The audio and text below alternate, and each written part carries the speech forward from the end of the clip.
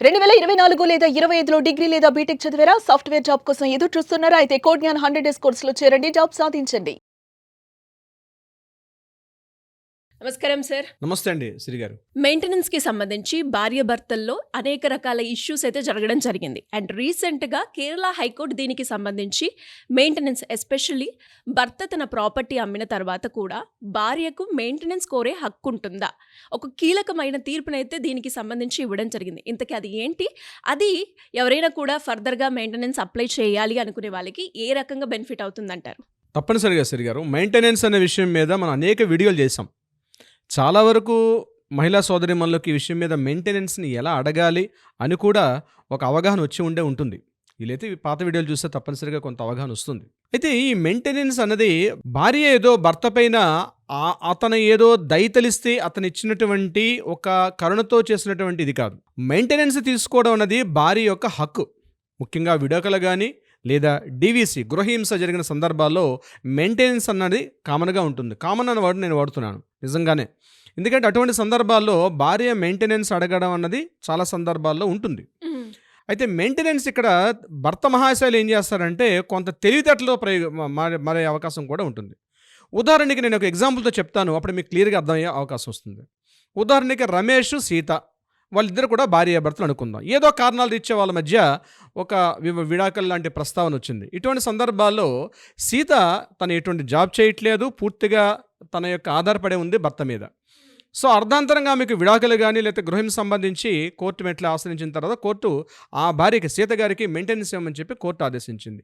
ఇక్కడ రమేష్ ఏం చేశాడంటే నాకు ఎటువంటి ఉద్యోగం లేదు, నేనేమీ జాబ్ చేయట్లేదు, నాకు వచ్చే ఆదాయం లేదు అని అతను తప్పించుకునే ప్రయత్నం చేశాడు.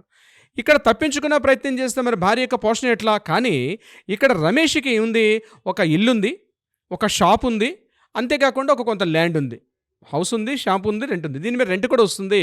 ఇతను జాబ్ మానేసేసి ఆ షాపు నుంచి వచ్చిన రెంట్ మీద, అదేవిధంగా ఆ ఇంటికి ఇచ్చినటువంటి అద్దెల మీద, అదేవిధంగా ఆ ఏదైతే స్థలం ఉందో ఆ స్థలాన్ని కూడా లీజుకి ఇచ్చినటువంటి దీని మీద అతనికి కొంత ఆదాయం వస్తుంది.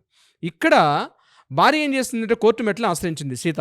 ఆశ్రయించి నా భర్తకు ఇన్కమ్ లేదు కానీ ఈ రకమైన ఆస్తుల ద్వారా ఆయనకి ఇన్కమ్ వచ్చే అవకాశం ఉంది కాబట్టి నాకు మెయింటెనెన్స్ ఇవ్వమని చెప్పి అడిగే హక్కు ప్రతి భార్యకు కూడా ఉంటుంది.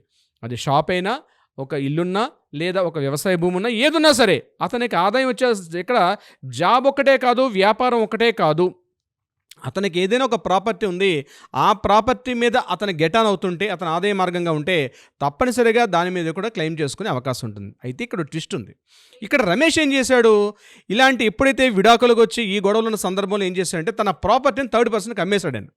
విడాకుల్లో కోర్టు భార్య ఎప్పుడైతే కోర్టులో మెయింటెనెన్స్ కేసు, విడాకుల కేసు వేసిన తర్వాత ఇక్కడ రమేష్ ఏం చేశాడంటే తన ప్రాపర్టీని అమ్మేశాడు. భార్యకి ఎక్కడ మెయింటెనెన్స్ ఇవ్వాల్సి వస్తుందేమో అని చెప్పి ముందుగానే తన ప్రాపర్టీని అమ్మేశాడు. ఈ విషయం తెలిసే అనే దగ్గర ఆదాయం వచ్చే సోర్సెస్ అన్ని కూడా అమ్మేసుకున్నాడు. తన జాబ్ అంతా చూసుకుందాం, ఇప్పుడైతే నేను ఈ ప్రాపర్టీ అమ్మేస్తాను, సో అమ్మేస్తాను కాబట్టి ఏమన్నా మెయింటెనెన్స్ ఇచ్చే అవకాశం లేదు కదని ఇక్కడే కేరళ హైకోర్టు ఫుల్ బెంచ్ ఒక తీర్పు ఇచ్చింది. నిజంగా అదొక సంచలనాత్మకమైన తీర్పు నేను చెప్తాను. ఎందుకంటే కేరళ హైకోర్టు ఏంటంటే ఇప్పుడు ఈ ప్రాపర్టీ ఎవరు కొన్నారు? ఉదాహరణకు సురేష్ అనే వ్యక్తి ప్రాపర్టీ కొన్నాడు.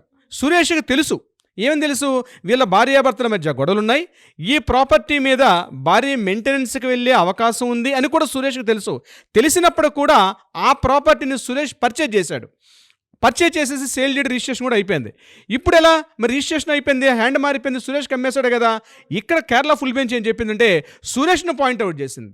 సురేష్ను పాయింట్అవుట్ చేసి ఏం చేశారంటే నీకు ఆల్రెడీ తెలిసి ఈ ప్రాపర్టీ వీళ్ళ మధ్య గొడవలు అవుతున్నాయి, ఇట్లాగైనా భార్యకి మెయింటెనెన్స్ ఇవ్వాలి, కోర్టుకి మెట్లకైతే ఇవ్వాల్సిన ఉద్దేశంతో నీకు తెలిసి కూడా పర్చేజ్ చేశావు కాబట్టి దాని మీద వస్తున్న రెంట్ కానీ లేదా దాని మీద వస్తున్న ఆదాయం ఏదైనా ఉందో ఇప్పుడు కోర్టు నిర్దేశించిన అమౌంట్ సురేష్ ఇవ్వాల్సిందే అని చెప్పి మన కేరళ హైకోర్టు తీర్పడం జరిగింది. అది ఎలా ఇవ్వాలి? మరలా రమేష్కి ఇవ్వాలి. అంటే రమేష్ అంటే సదరు సీత గారి భర్త కాబట్టి రమేష్కి ఇవ్వాలి, రమేష్ ద్వారా సీతకు అందజేయాలి. సో సురేష్ కూడా ఇక్కడ బాధ్యుడే.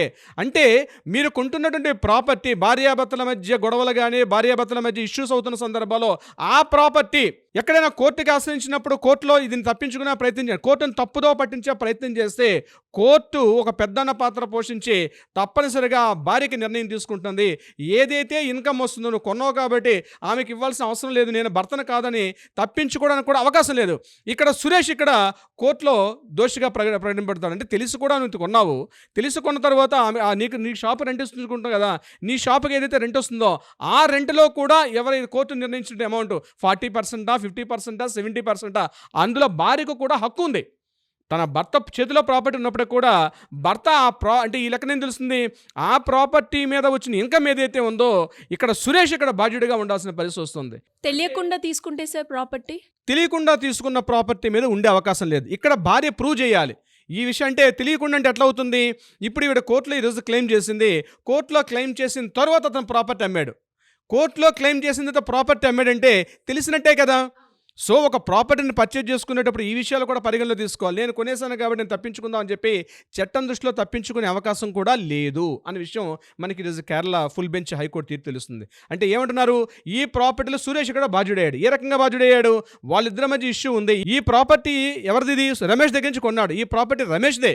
సో రమేష్ దీనికి ఓనర్, కానీ మెయింటెనెన్స్ ఇవ్వాల్సిన విషయంలో భార్యకు కూడా దీంట్లో 50% హక్కు ఉంది. ఆవిడ సిగ్నేచర్ లేకపోవచ్చు, కానీ దీని మీద వచ్చిన ఆదాయంలో ఖచ్చితంగా భార్య యొక్క హక్కు ఉంటుంది. కాబట్టి ఈ మెయింటెనెన్స్ అనేది భార్య యొక్క హక్కు కాబట్టి అట్లా తప్పించుకోవడానికి అవకాశం లేదని చెప్పి కేరళ హైకోర్టు తీర్పడం జరిగింది. సో మనకి ఈ యొక్క స్టోరీలు ఇప్పుడు నేను చెప్పిన ఎగ్జాంపుల్ ద్వారా ఏమర్థమైంది అంటే, మీ దగ్గర ఏదైనా ప్రాపర్టీస్ ఉన్నాయి, మీరు ఉద్యోగం చేయట్లా, మీరు వ్యాపారం చేయట్లా, కానీ మీకు ఏదో ఆదాయం వచ్చే మార్గాలు ఉన్నటువంటి అసెట్స్ ఉన్నాయి. ఆ అసెట్స్ భార్య మెయింటెనెన్స్ విషయంలో అసెట్స్ మీద డిస్కషన్ అయ్యేటప్పుడు అసెట్స్ నేను అమ్మేశానండి అని చెప్పి తప్పించుకుంటే కూడా కుదరదు, మెయింటెనెన్స్ ఇవ్వాల్సిందే అని చెప్పి కేరళ ఫుల్ బెంచ్ మనకి ఈ విషయంలో తీర్పడం జరిగింది. సిరి గారు, మెయింటెనెన్స్ కి సంబంధించి చాలా మంది కూడా ఇలాంటి సందర్భాలు ఎదుర్కొన్న వాళ్ళు కూడా ఉన్నారు. సో అలాంటి వాళ్ళు ఎవరైనా కూడా సార్ మిమ్మల్ని అప్రోచ్ అయ్యి మెయింటెనెన్స్ కి సంబంధించి మేము లీగల్ పరంగా ముందుకెళ్ళాలి అనుకుంటున్నాం, మీ గైడెన్స్ కావాలి అనుకుంటే ఏ విధంగా మిమ్మల్ని అప్రోచ్ అయ్యే ఛాన్స్ ఉందంటారు సార్? తప్పనిసరిగా సిరి గారు, మహిళా మల్లు సోదరిమల్లు ఎవరైనా మెయింటెనెన్స్ సంబంధించి మీరు ఇబ్బందులు గురవుతున్నా లేదా మీ హస్బెండ్ మిమ్మల్ని ఇబ్బందులు గురిచేస్తున్నా కింద స్క్రోల్ అవుతుంది, మిమ్మల్ని కాంటాక్ట్ చేయండి. న్యాయం మీ వైపు ఉంటుంది, అది మీ హక్కు. మెయింటెనెన్స్ తీసుకోవడం మీ యొక్క హక్కు, ఆ హక్కును వాడుకోవాల్సిన బాధ్యత కూడా మీకుంది. సో కింద స్క్రోల్ అవుతుంది, మిమ్మల్ని కాంటాక్ట్ చేయండి. తప్పనిసరిగా మన లీగల్ టీం మీకు అప్రోచ్ అవుతారు, కావాల్సినటువంటి సలహా సంప్రదింపులు ఇచ్చే ప్రయత్నం కూడా చేస్తారు. అదీ కాకుండా కోర్టులో వివాదాల్లో ఉంటే దానికి పరిష్కారం అయ్యే దిశగా కూడా ప్రయత్నం చేస్తారు. Siri garu, thank you sir, thank you so much. Thank you so much Siri గారు.